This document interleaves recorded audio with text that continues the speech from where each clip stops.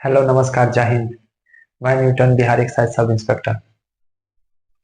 जैसा कि आप लोग जान ही रहे होंगे, पता चल गया होगा कि बिहार पुलिस का रिजल्ट आया।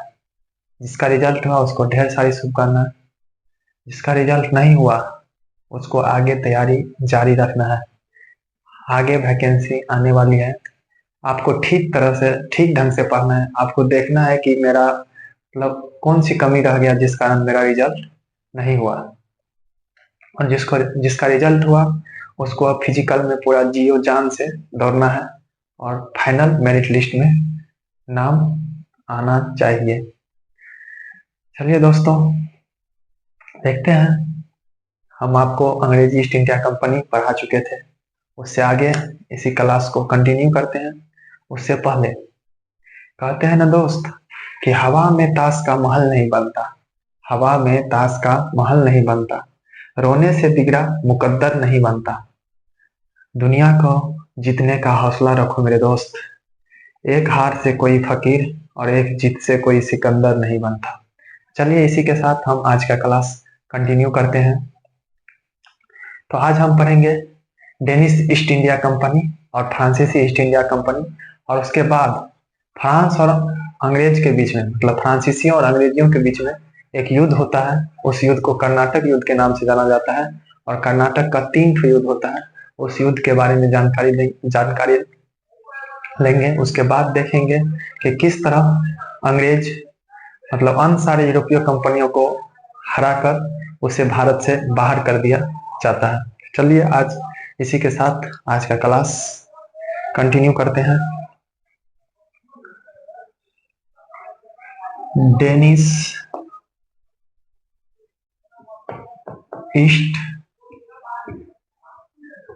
India company. Danish east India company, सबसे पहले डेनिश देखेंगे। डेनिश कौन है और डेनिश लोग कहाँ से आए हैं। देखिए, हम आपको पर डे क्लास में बताते हैं कि आप मैप देखिए। मैप देखिएगा, आपको देश क्लियर होगा। जितना देश क्लियर होगा उतना जीएस ही आपको पढ़ने में आसान लगेगा। और हाँ, आप वीडियो देख के उस पर कमेंट करिए कि आपको कौन सी मतलब दिक्कत हो रहा है, समझने में क्या दिक्कत हो रहा है, कौन परेशानी हो रहा है। इसमें आपको वीडियो देखिएगा, उसके बाद आप उस पर कमेंट करिएगा और बताइएगा। जो आप लोग बताइएगा उसी के अनुसार हम क्लास कंटिन्यू रखेंगे। और हाँ, एक बात बता देते हैं दोस्त कि ये क्लास आधुनिक भारत का जो इतिहास चल रहा है उसको हम पूरा आपको कंप्लीट कराएंगे। तो ये नहीं कोई मन में रखिएगा कि क्लास पूरा कंप्लीट कराएंगे कि नहीं कराएगा। हम आपको अगले 1 महीना के अंदर आधुनिक भारत का इतिहास पूरा कंप्लीट कराएंगे।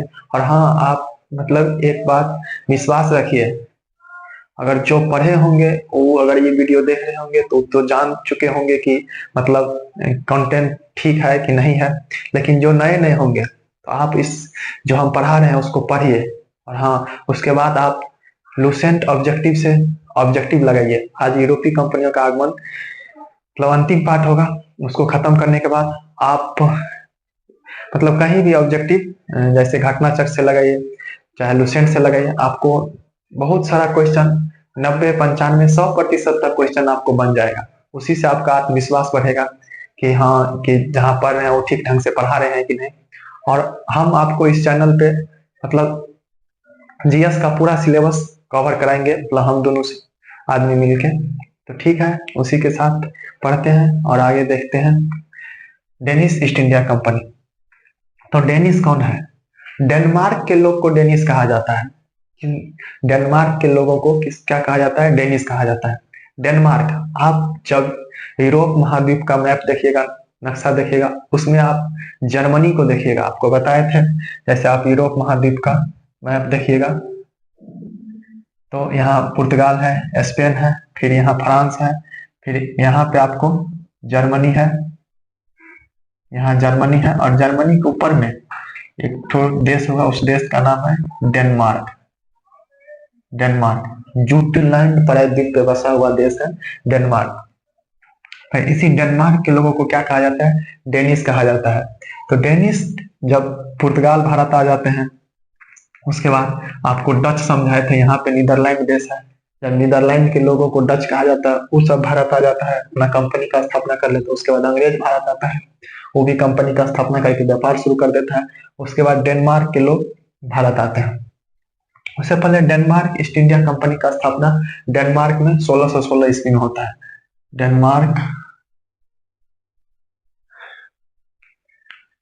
डेनमार्क ईस्ट इंडिया कंपनी का स्थापना कब होता है? सबसे पहली बात आप याद रखिएगा, 1616 ईस्वी में होता है। 1616 ईस्वी में होता है। इसका प्रथम फैक्ट्री डेनमार्क मतलब डेनिश ईस्ट इंडिया कंपनी का प्रथम फैक्ट्री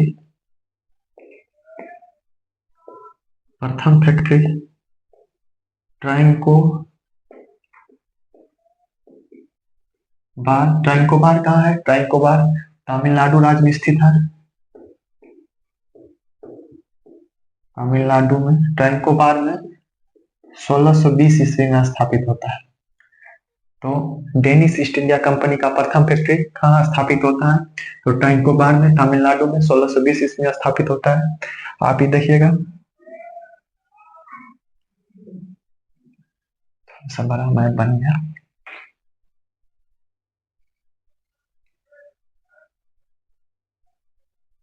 ये देखिएगा दक्षिण भारत है और यहाँ पे स्थित है तमिलनाडु, और यहाँ पे देखिएगा एक क्षेत्र स्थित है, उसका नाम है ट्राइंकोबार। तो फर्स्ट फैक्ट्री डेनिश द्वारा कहाँ स्थापित किया जाता है? ट्राइंकोबार में। उसके बाद बंगाल में अपना फैक्ट्री स्थापित करता है। बंगाल में 1676 ईस्वी में कहाँ पे स्थापित करता है? तो श्रीरामपुर में। श्रीरामपुर, ऐसे श्रीरामपुर भी कहा जाता है। तो बंगाल में 1676 ईस्वी में श्रीरामपुर में डेनिश अपना फैक्ट्री स्थापित करता है। उसके बाद डेनिश भारत में उतना ठीक तरह से इसका व्यापार नहीं चल पाता है, जिस कारण डेनिश भारत में व्यापार करने में सफल नहीं हो पाता है, जिस कारण 1745 ईस्वी में अपनी सारी फैक्ट्री अंग्रेजों के हाथों बेचकर चला जाता है। अपनी सारी फैक्ट्री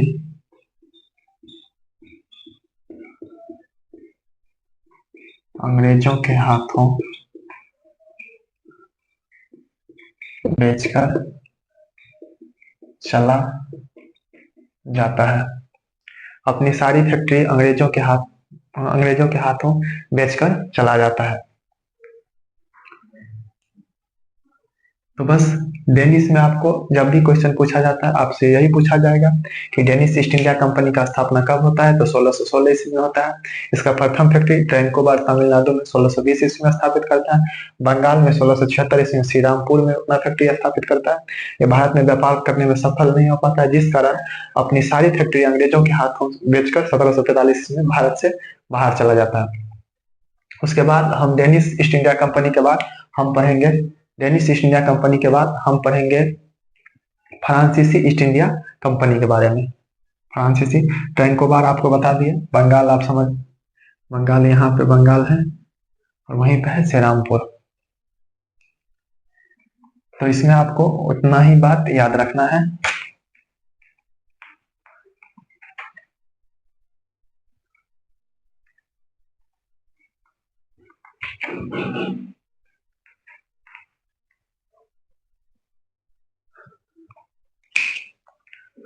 उसके बाद आपको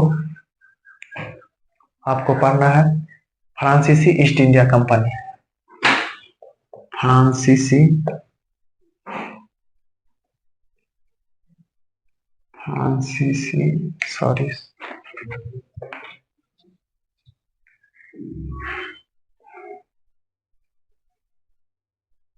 फ्रांसीसी ईस्ट इंडिया कंपनी। उसके बाद आपको पढ़ना है फ्रांसीसी ईस्ट इंडिया कंपनी। फ्रांसीसी ईस्ट इंडिया कंपनी। देखिए होता क्या है, फ्रांस में जब यूरोप का डच आ जाते हैं, पुर्तगाल आ जाते हैं, पहले सबसे पहले पुर्तगाल आते हैं, उसके बाद डच, उसके बाद अंग्रेज, उसके बाद डेनिश, तो अब फ्रांसीसी का बारी है। फ्रांसीसी भी देख रहा था कि सब यूरोपीय कंपनी भारत जाके व्यापार कर रहा है और भारत से बहुत सारा मुनाफा कमा रहा है, जिस कारण उस समय फ्रांस में राजा थे लुई 14वां, और लुई 14वां का मंत्री था कोलबर्ट। कोलबर्ट के प्रयास से 1664 ईस्वी में फ्रांसीसी ईस्ट इंडिया कंपनी का स्थापना होता है। उसके बाद 1668 ईस्वी में फ्रैंको कैरो को भारत भेजा जाता है। फ्रांसीसी फ्रांसीसी डायरेक्टर बनाकर फ्रैंको कैरो को भारत भेजा जाता है, और उसी के द्वारा 1668 ईस्वी में सूरत में फ्रांसीसी का प्रथम फैक्ट्री का स्थापना होता है। फ्रांस, आप मैप में यूरोप में देखे होंगे कि फ्रांस कहाँ है। देखिए होता क्या है, 1664 ईस्वी में 1664 ईस्वी में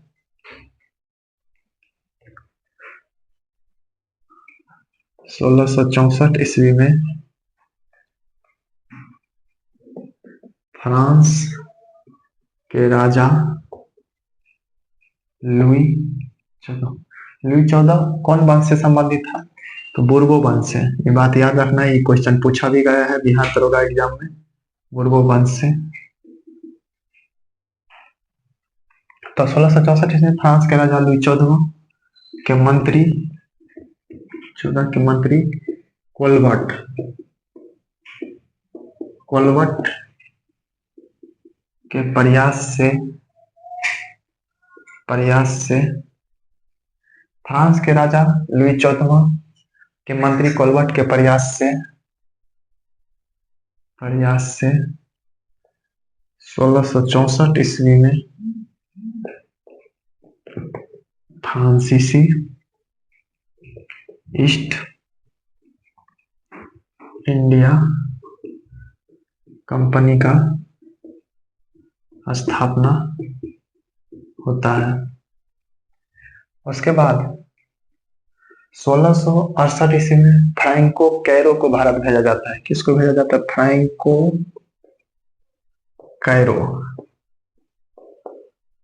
फ्रैंको कैरो को भारत भेजा जाता है। फ्रैंको कैरो के प्रयास से 1668 ईस्वी में प्रथम फ्रांसीसी फैक्ट्री की स्थापना सूरत में करता है।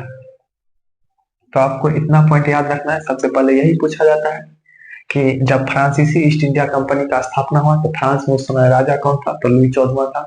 उसका मंत्री कौन था? कोलबर्ट था। तो कोलबर्ट के प्रयास से 1664 ईस्वी में फ्रांसीसी ईस्ट इंडिया कंपनी का स्थापना होता है। अब देखिए यहाँ पे इसका नाम क्या था, तो नाम याद रखना है। फ्रांसीसी ईस्ट इंडिया कंपनी का नाम क्या था? तो कंपनी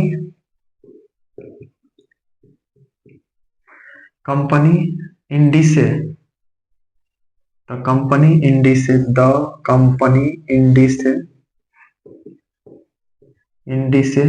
ओरिएंटल कंपनी का क्या नाम था? द कंपनी इंडिसे ओरिएंटल। आप याद रखिएगा, ओरिएंटल ये किस कंपनी का नाम था? तो फ्रांसीसी ईस्ट इंडिया कंपनी का नाम था। और फिर 1668 ईस्वी में फ्रैंको कैरो को भारत भेजा गया, और उसी के प्रयास से 1668 ईस्वी में प्रथम फ्रांसीसी फैक्ट्री का स्थापना सूरत में होता है। उसके बाद 1669 ईस्वी में दूसरा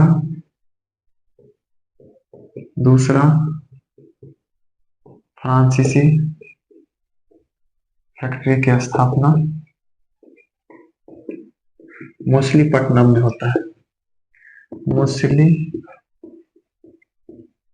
होता है। ये दोनों बात आपको याद रखना है।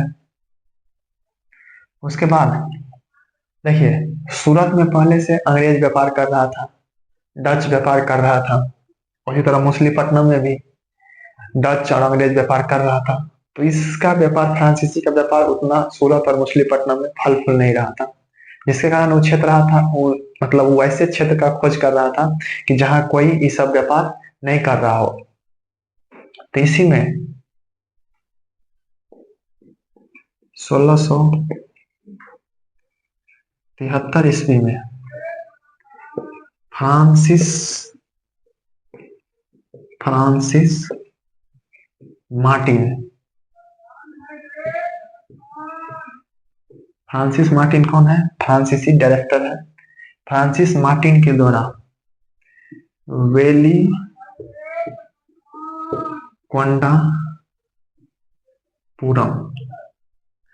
कोंडापुरम तमिलनाडु में स्थित है। वेलिकोंडापुरम के सूबेदार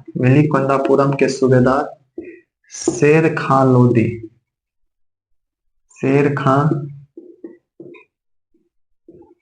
खान लोदी से फ्रांसिस मार्टिन के द्वारा वेलिकोंडापुरम के सूबेदार, वेलिकोंडापुरम तमिलनाडु में स्थित है, वहां का स्थानीय राजा था शेर खान लोदी, मतलब वहां का स्थानीय शासक था, वेलिकोंडापुरम का स्थानीय शासक था शेर खान लोदी से कुछ गांव प्राप्त किया गया।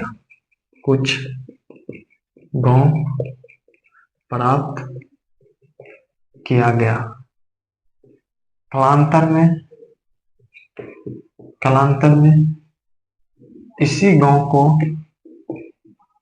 मिलाकर पांडिचेरी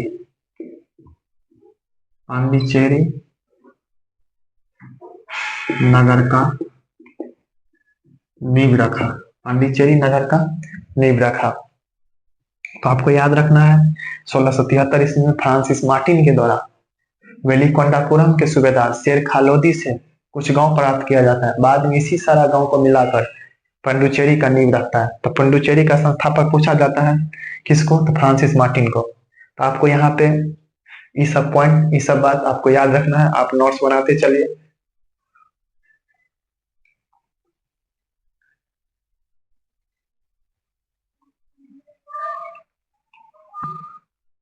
देखिए पुडुचेरी के बारे में क्या क्या याद रखना है। पुडुचेरी का संस्थापक कौन है?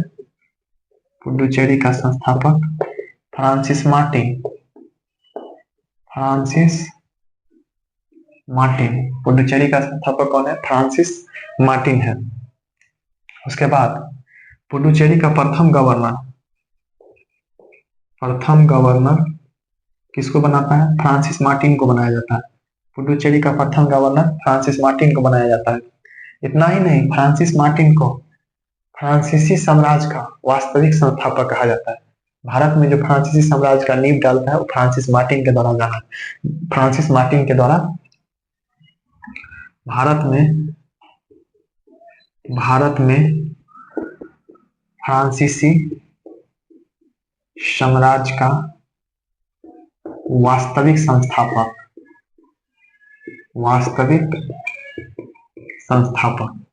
किसको कहा जाता है? फ्रांसिस मार्टिन को कहा जाता है।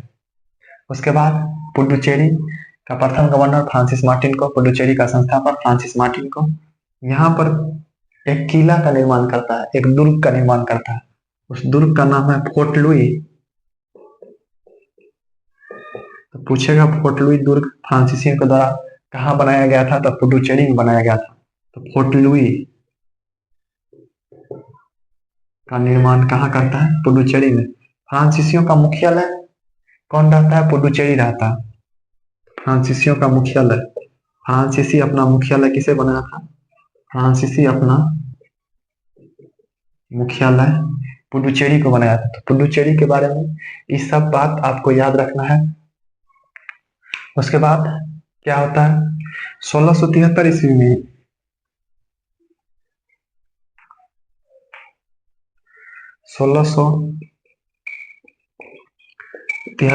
में बंगाल के सूबेदार बंगाल के सूबेदार रहता है शाइस्ता खान। शाइस्ता खान। बंगाल के सूबेदार शाइस्ता खान से चंद्रनगर फ्रांसीसियों को दिया जाता है। चंद्रनगर चंद्रनगर फ्रांसीसियों को दिया जाता है। फिर फ्रांसीसी का बंगाल में महत्वपूर्ण केंद्र रहता है चंद्रनगर, बात याद रखना है। तो किससे प्राप्त करता है? शाइस्ता खान से। शाइस्ता खान उस समय में बंगाल का सूबेदार रहता है। उसके बाद यहाँ भी एक दुर्ग का निर्माण करता है। यहाँ भी एक किले का निर्माण करता है। उसका नाम रहता है फोर्ट ओरियलेंस। फोर्ट ओरिलियंस। उसके बाद क्या होता है? फ्रांसीसी और डच के बीच में यूरोप में युद्ध होता है। इसके कारण भारत में भी डच फ्रांसीसी पर आक्रमण करता है और 1693 ईस्वी में पुडुचेरी छीन लेता है। तो 1693 ईस्वी में डच द्वारा फ्रांसीसियों से पुडुचेरी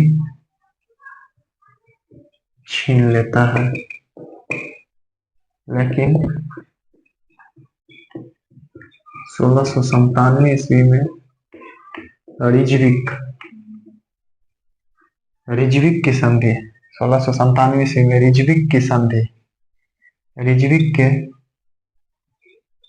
के संधि के द्वारा पुडुचेरी वापस लौटा देता है। तो आपको याद रखना है कि 1693 ईस्वी में फ्रांसीसी और डच के बीच में यूरोप में युद्ध होता है। इसके कारण इंडिया में भी फ्रांसीसी और डच के बीच में युद्ध होता है। उसमें होता क्या है कि पुडुचेरी पर डच अधिकार कर लेता है। फिर यूरोप में जब 1697 ईस्वी में रिजविक का संधि होता है, तो उसके माध्यम से रिजविक के संधि के बाद पुडुचेरी को वापस डच के द्वारा फ्रांसीसियों को लौटा दिया जाता है। उसके बाद आपको पुडुचेरी के बारे में इतना बात याद रखना है कि उसका संस्थापक कौन था, प्रथम गवर्नर कौन था, पोर्ट लुई कहाँ स्थित था, फ्रांसीसियों का मुख्यालय कौन था। उसके बाद फ्रांसीसी बंगाल में कब पहुंचा था? तो 1673 ईस्वी बंगाल में फ्रांसीसियों का प्रमुख केंद्र कौन था? तो चंद्रनगर था। चंद्रनगर में फोर्ट ओरिलियंस नामक किला का निर्माण करवाया था। उसके बाद 1693 ईस्वी में पुडुचेरी डच के द्वारा छीन लिया जाता है।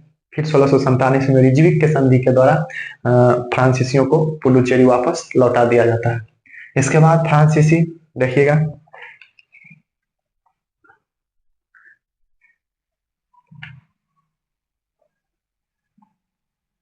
इसके बाद 1721 ईस्वी में मॉरिशस पर अधिकार करता है। मॉरिशस पर तथा 1725 ईस्वी में मालाबार तट पर स्थित माही तथा 1739 ईस्वी में कराईकल पर अधिकार करता है।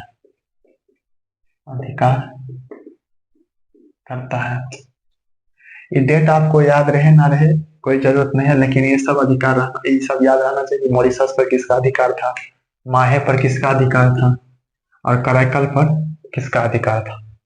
देखिए मॉरिशस, जब मॉरिशस आप यहाँ देखे होंगे अफ्रीका का मैप, यहाँ देखिएगा मेडागास्कर है, और मेडागास्कर के ऊपर में यहाँ देखिएगा कौन चीज, मॉरिशस है। आप अफ्रीका का मैप देखिएगा, अफ्रीका के नीचे में पूर्वी भाग में आप यहाँ एक द्वीपीय देश देखिएगा मेडागास्कर है, और मेडागास्कर के ऊपर में देखिएगा मॉरिशस है। तो उस पर अधिकार कर लेता है 1721 ईस्वी में फ्रांस। उसके बाद जैसे ये मलाबार एक केरल केरल केरल राज्य है और ये मलाबार तट है, और यही मलाबार तट पे यहाँ पे स्थित है माहे। ये तमिलनाडु राज्य है, तमिलनाडु में आपको यहाँ मिलेगा कराईकल। कराईकल तो 1721 ईस्वी में मॉरिशस पे और 1725 ईस्वी में मालाबार तट पे स्थित माहे पर अधिकार, और तमिलनाडु के तट को कोरोमंडल तट कहा जाता है, तो कोरोमंडल तट पे स्थित कराईकल पर अधिकार कर लेता है। उसके बाद 1742 ईस्वी में 1742 ईस्वी में फ्रांसीसी गवर्नर बनकर आता है, फ्रांसीसी गवर्नर बनकर आता है डुप्ले।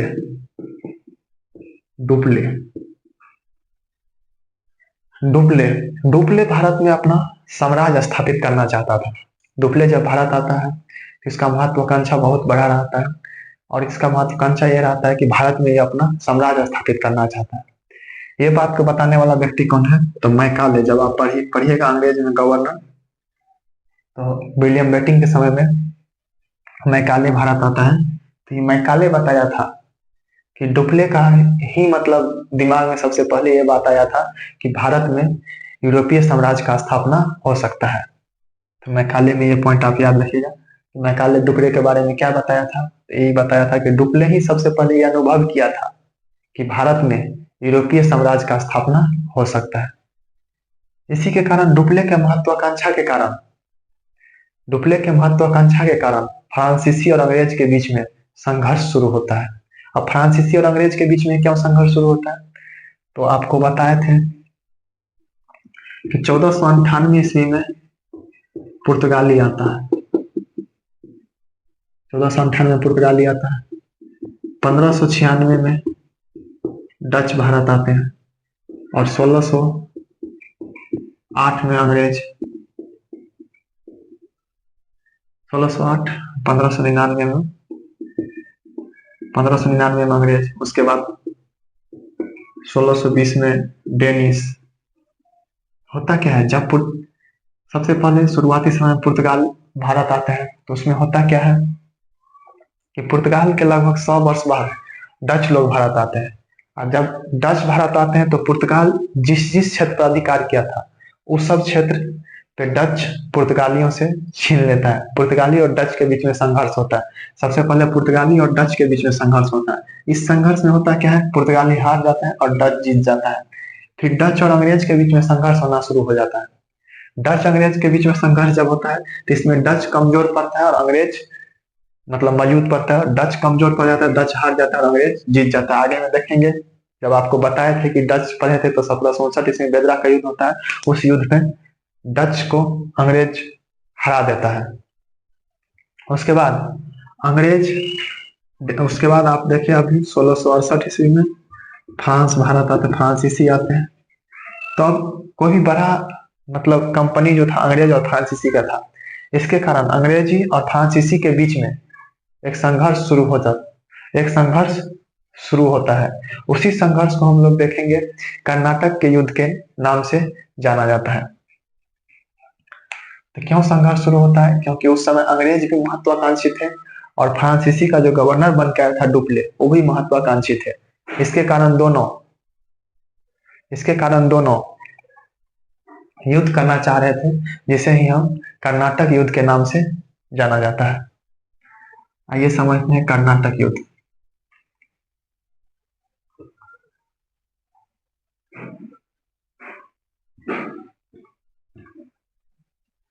कर्नाटक युद्ध आप समझ गए होंगे कि कर्नाटक युद्ध क्यों कहा जाता है। क्यों इसलिए कहा जाता है क्योंकि कर्नाटक के क्षेत्र में ये युद्ध होता है। कर्नाटक के क्षेत्र में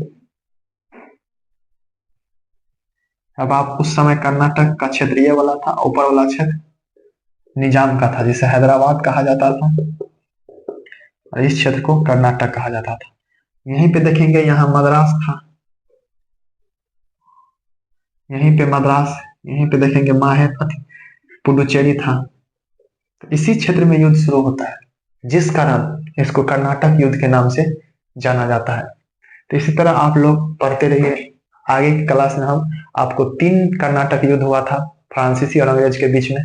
तीनों कर्नाटक युद्ध को पूरा ठीक ढंग से समझेंगे कि काहे हुआ था। तीनों कर्नाटक युद्ध का कारण जानना है, और तीनों कर्नाटक युद्ध कौन संधि के द्वारा समाप्त होता है ये बात जानना है। काहे कर्नाटक युद्ध कहा जाता है इसको भी ठीक ढंग से समझेंगे। तो चलिए इसी के साथ आप अगला वीडियो में हम ये आपको समझाएंगे। ठीक है, जय हिंद दोस्त।